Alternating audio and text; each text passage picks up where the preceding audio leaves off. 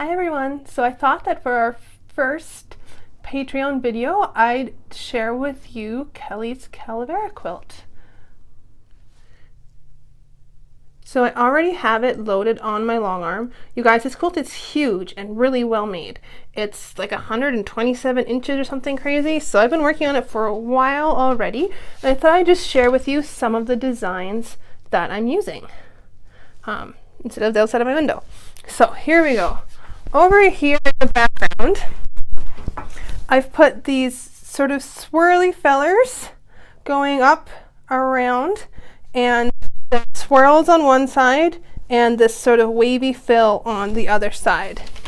What's going to end up happening is that these feathers are going to sort of curve around the whole head, and then the swirls will be outside of the feathers and the denser fill will be inside. This I thought would help sort of frame that skull. With this nice dense background quilting, it's really going to make the skull itself pop.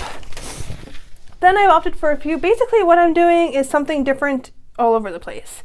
I've done two types of swirls in these two blue spaces, the regular swirls and then my double space swirls. You can see here, whereas here we're keeping all our spacings even, here they are tighter together, open, tighter together through there. Then each of these leaves, if we look at the picture, the smaller picture, you can see that there's 3 leaves here. I was finding it really difficult to tell where leaves split when I was up close, so that's why I printed off this picture so I could look really close to see where the leaves split. And so to help sort of create that, to make it a little bit easier to tell where the leaves, there was 3 leaves there, to tell which leaf part of each spot belonged to which leaves, I opted for 3 different designs in the 3 different leaves.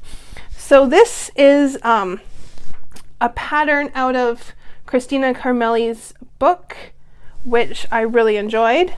And then I did these sort of spiky feather things in the next leaf, and I did my filled grid in the other leaf. Grid-based designs on this quilt work really fun because it's all pieced in tiny little 1-inch squares, so I don't have to mark any grids. However, I also know that she wants a little bit more flowy designs, so I haven't been able to do as many grids as I might have otherwise. Then for these big leaf here, which on our skull is here, I did my favorite design from the 3 leaves on top, which was these spiky feather things.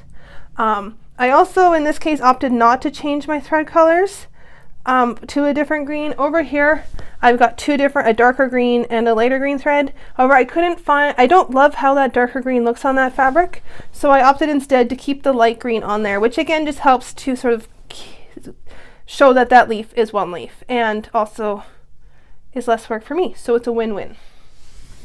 Here in this white background area, so this is the area above his head here, I put these feathers coming out along the outside and then did some continuous curve or onion or orange peel look designs using those grids. I figured this curvy orange peel design, even though it is more geometric, still gives an overall curviness to the design.